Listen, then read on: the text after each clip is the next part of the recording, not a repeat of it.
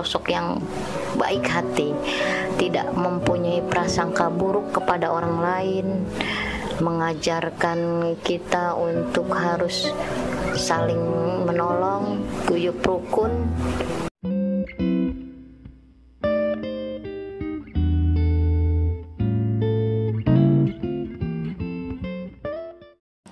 Jadi cerita yang sapu tangan gigit itu gimana, Budi?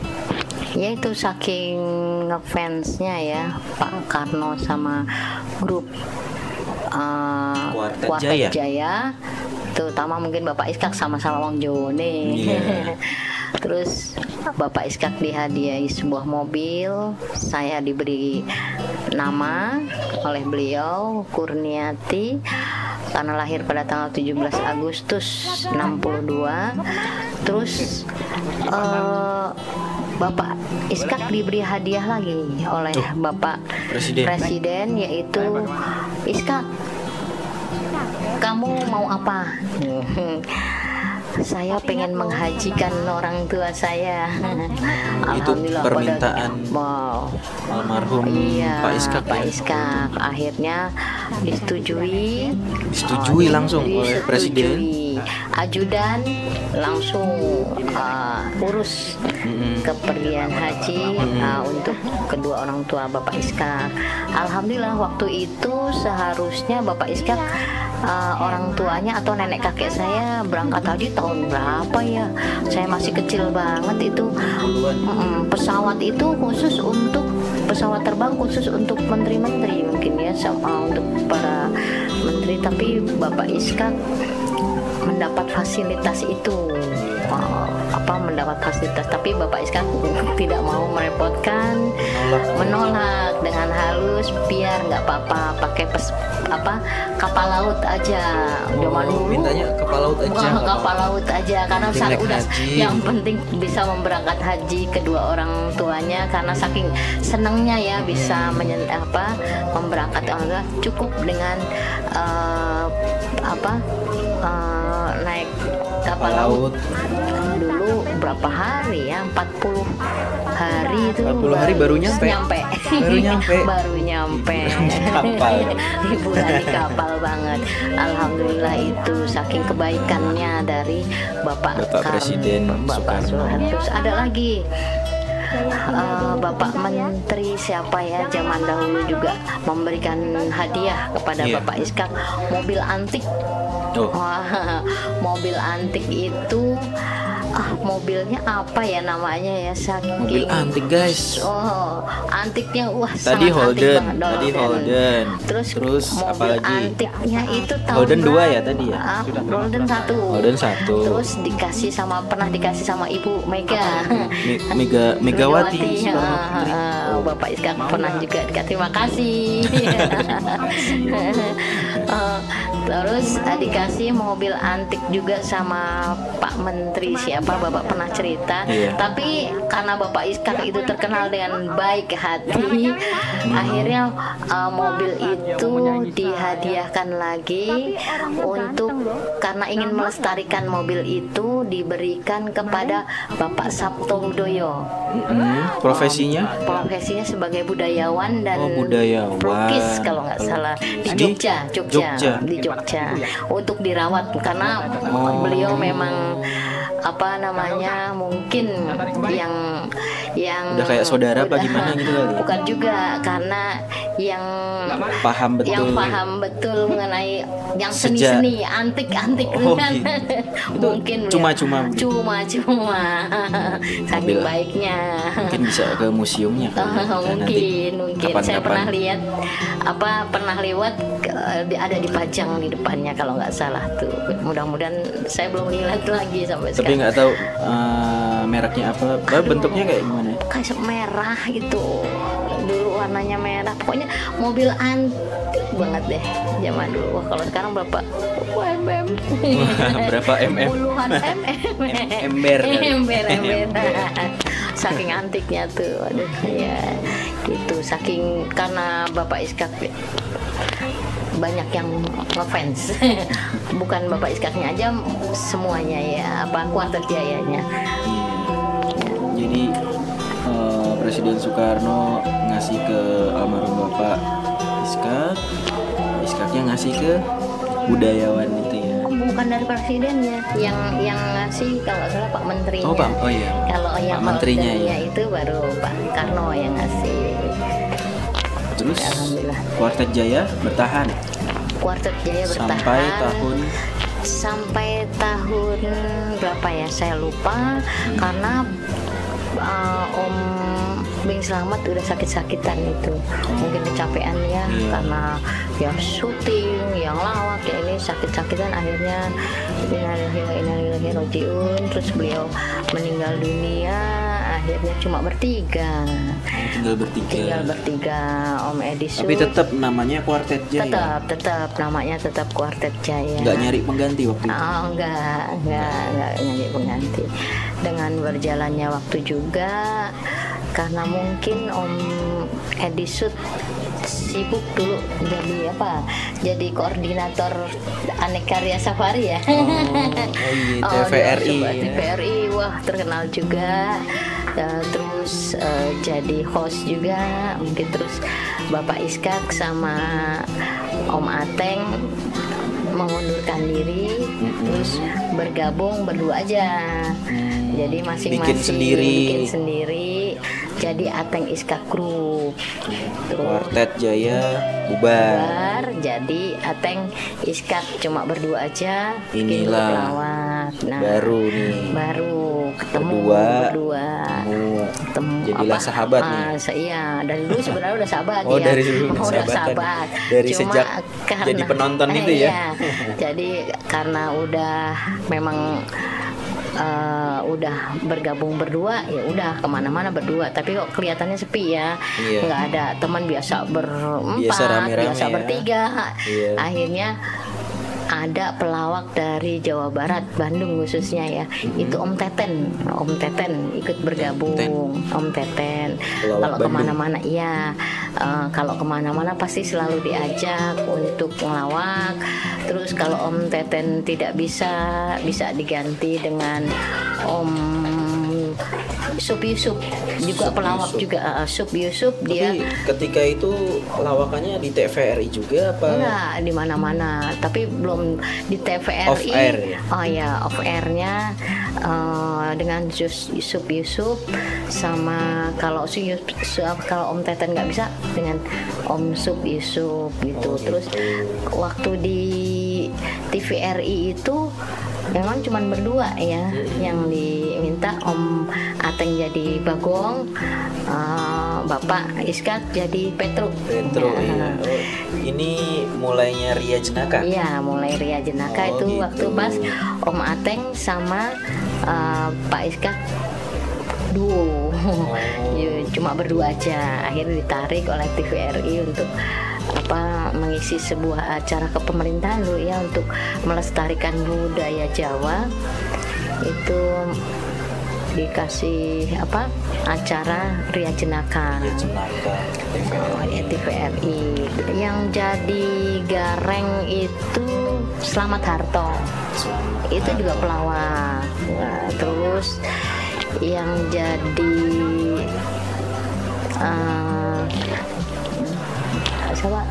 Semar. Yang jadi Semar Sampan Hismanto, dia penari Indonesia itu, penari terkenal, Sampan Hismanto. Bagong Bapak Iska, Bagong Ateng, Petruk Bapak Iska, Semar Sampan Hismanto, yang gareng ini Slamet Harto. Sampai berlanjut berapa tahun dah dulu. Akhirnya lambat laun usia ya, udah termakan usia. Udah termakan usia, Bapak Iskak juga sering sakit-sakitan. Tapi itu Ria Jenaka tetap main film juga sama tetap Ateng Iskak kan. Waktu Ateng Iskak. Jadi selingan aja Ria Jenaka itu. Ria Jenaka kalau ada syuting baru syuting, tapi memang udah dikontrak sih kalau di itu. Jadi kalau syutingnya itu kan kapan aja bisa. Tapi kalau untuk film juga lanjut juga gitu, lawak di luar juga lanjut, cuman gitu. karena saking sibuknya akhirnya ya namanya usia ya, biar bagaimanapun usia, akhirnya Bapak Iskak sudah mulai jarang terus di situ. Tahun 2000-an udah. Tahun 2000-an. 90-an akhir. 90-an akhir. Karena meninggalnya itu udah lah, masih kecil udah lahir tuh ya. Udah 10 tahun, ingat banget tuh waktu SD. Iya, ketika meninggalnya Januari ya.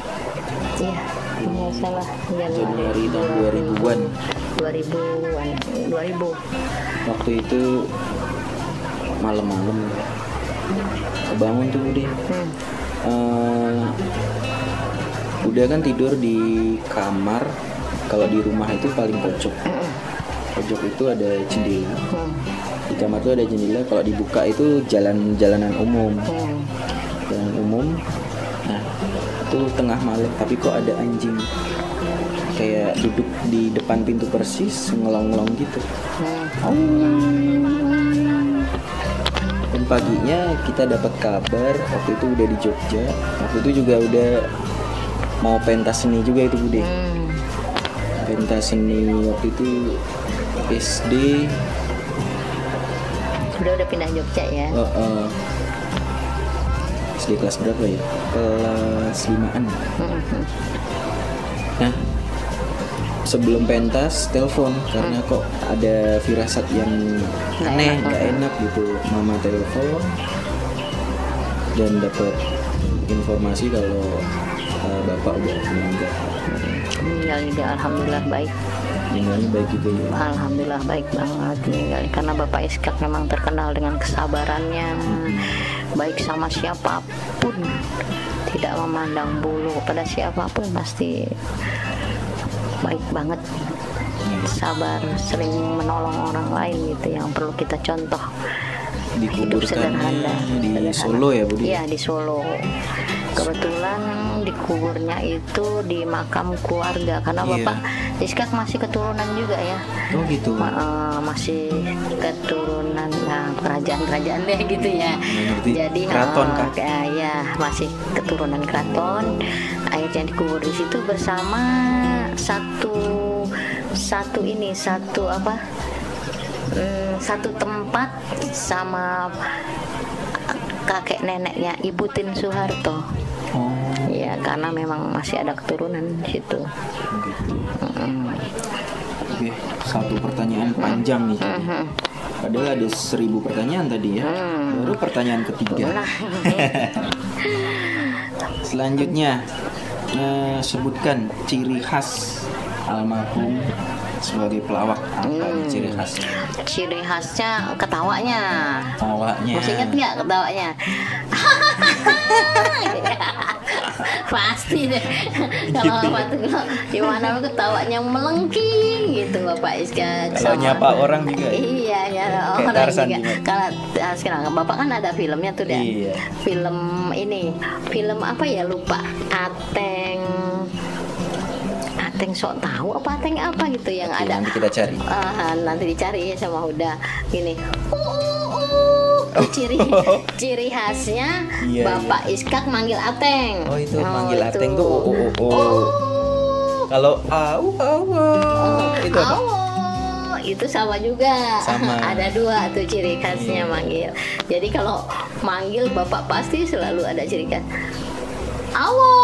Udah. Iya. Udah. Pasti dengan banyolan. Bapak Iskak tuh nggak pernah marah. Ya ampun. Sepanjang hidupnya belum pernah marah ya. Jarang, nggak pernah kayaknya marah. Belum pernah dimarahin. Saking sabarnya, baik hati, sederhana. Subhanallah deh. Alhamdulillah.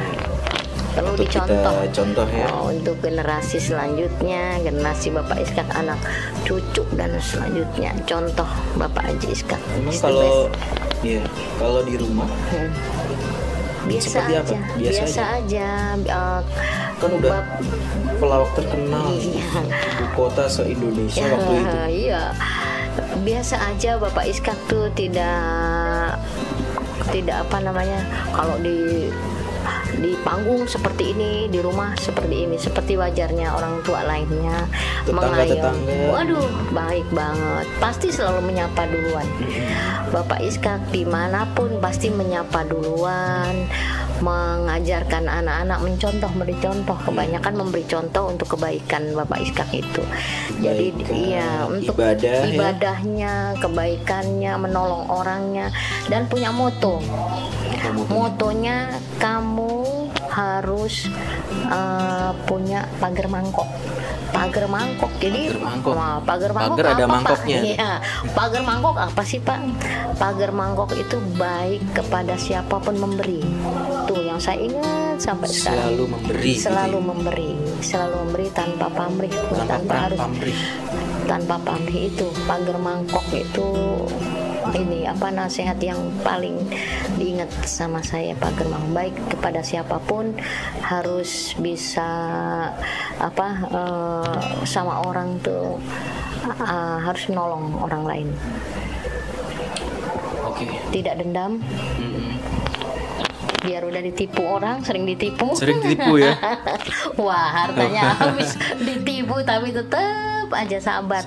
Biar ketemu orangnya juga tetap sudah tahu orangnya yang jahat, diambil hartanya, waduh, tapi tetap baik, tidak ada dendam, tidak ada sakit hati. Itu tuh yang benar-benar semua pasrah sama Allah itu. Dan Bapak Iskak itu paling senang dah kalau sama cucu-cucunya tuh, ya ampun, sayang banget, termasuk kuda. Oh iya. Ya ingat kan? 1000 ngasih ya setiap hari. Setiap hari tuh pasti menyisihkan uang untuk ngantri. Jajan, ngantri. Bapak Iskak pergi ke toko ke warung lah ya, ke toko makanan, bagi anaknya seneng, ikut senang tuh, membahagiakan cucu-cucunya tuh, paling membuat wajahnya tuh sumringah tuh. Pokoknya dia paling bahagia kalau bisa membahagiakan cucu-cucunya tuh. Ingat deh, pasti cucu-cucunya, mantu semua pada ingat, tidak membedakan antara mantu, anak, tidak semua ya. Baik, sayangnya tulus. Alhamdulillah. Nah, Budi, ini kita flashback baru aja tahun kemarin. Iya. 7 Januari 2019 itu ada film remixnya Ateng Iskak. Iya, lagi-lagi apa? Iya, betul. Itu disutradarai oleh Mongki Tiwa. Sutradara. Wah, bagus terkenal, banget. Terkenal, bagus banget. Penulisnya dari Mongki Tiwa sendiri dan Anukir Chandani. Iya. Pemerannya Albi Fantinus sebagai Ateng, iya. Soleh Solihun sebagai Iskak. Ada Julie Estelle juga. Ada, memang sudah. Surya Saputra. Iya. Ada Yuni Presila. Sama Catherine Wilson, guys. Ini rilis belum lama ya, Budi ya? Belum lama. Baru tahun kemarin. Alhamdulillah. 7 Januari 2019. Itu awalnya gini dah. Gimana ceritanya itu, Budi? Awalnya ada seorang yang ngefans sama Ateng Iskak. Oh gitu. Awalnya itu orang India. Dia setiap bapaknya nonton, anak kecil itu diajak, anaknya diajak nonton Ateng Iskak. Jadi dia itu udah ngefans juga tuh, dari kecil udah ngefans banget. Terus akhirnya dia bercita-cita ingin memfilmkan film Ateng Iskak yang karena kan sekarang banyak reborn tuh ya, seperti Warkop, DKI Reborn, Benyamin semua. Dan dia karena dari kecil sering diajak nonton film Ateng Iskak, jadi dia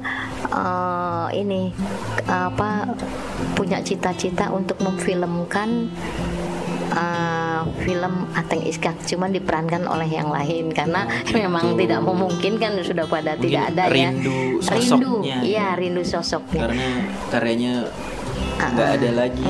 Iya, dan dia masih masih ingat sekali dengan film-filmnya Ateng. Jadi ya itu mula-mula terbentuknya lagi-lagi Ateng, difilmkannya lagi-lagi Ateng itu tercetusnya karena dia ngefans, karena setiap hari setiap ada film Ateng yang terbaru dia selalu diajak oleh orang tuanya nonton. Nah, bagi yang belum tahu filmnya, kita lihat trailernya. Nonton, bagus banget kok. Kita sudah 7 hari 7 malam di sini live. Pegel-pegel. Gudeg mana? Gudeg. Bu Yuli, gudegnya mana nih? Pertanyaan lagi dimasak. ke 1001. Nah, terakhir. Iya. Apa yang paling diingat dari sosok almarhum Bapak Iskak sebagai bapak ya, bagi anak-anaknya terutama Bu Deni? Itu tadi ya, Bapak Iskak itu sosok yang baik hati, tidak mempunyai prasangka buruk kepada orang lain, mengajarkan kita untuk harus saling menolong, guyup rukun bersama keluarga, saudara. Itu yang selalu diajarkan oleh Bapak Iskak. Jadi menanamkan kebaikan-kebaikan kepada anak-anak dan lingkungan, bahwa suatu saat nanti kita mati meninggalkan amal soleh, ya kan, bisa mencetak anak-anak jadi anak-anak yang soleh-soleha. Itu minta didoakan untuk Bapak Iskak selalu. Pesannya tolong doakan Bapak, kalau sudah tidak ada orang tua didoakan. Orang tua tidak meminta apa-apa, hanya minta doa anak cucunya, ke bawahnya generasi seterusnya untuk bisa menjadi orang yang berguna bagi nusa bangsa, agama, dan orang tua. Guyup rukun, ya seperti yang Bapak Iskak contohkan dalam kehidupan sehari. Ya, pagar mangkok salah satunya. Itu, alhamdulillah. Sebagai penutup, kita enaknya kirim doa lah ya. Harus wajib. Kirim doa buat almarhum. Amin. Ateng, Iskak, Iya. semua. Tim Kuartet Jaya, Amin. Ebi, Iya. Semua. Karena kita kirim Al-Fatihah. Iya, boleh. Al-Fatihah. Bismillahirrahmanirrahim. Alhamdulillah. Ar-Rahmanir-Rahim. Maliki yaumiddin. Iyyaka na'budu wa iyyaka nasta'in. Ihdinas mustaqim shiratal ladzina an'amta 'alaihim ghairil maghdubi 'alaihim waladdallin. Ighfirli wa liwalidayya warhamhuma kama rabbayani shaghira. Rabbi ighfirli wa liwalidayya wa lil mu'minina yauma yaqumul hisab. Amin ya rabbal alamin. Oke. Cukup panjang wawancara kali ini. Next time kita agendakan lagi. Amin. Konten-konten yang menarik. Amin. Buat teman-teman semua. Jangan lupa Nonton. like dan subscribe channel YouTube. Wajib, harus. Nada. Sampai jumpa semua. Bila taufik wa hidayah. Assalamualaikum warahmatullahi wabarakatuh. Waalaikumsalam warahmatullahi wabarakatuh. Bye.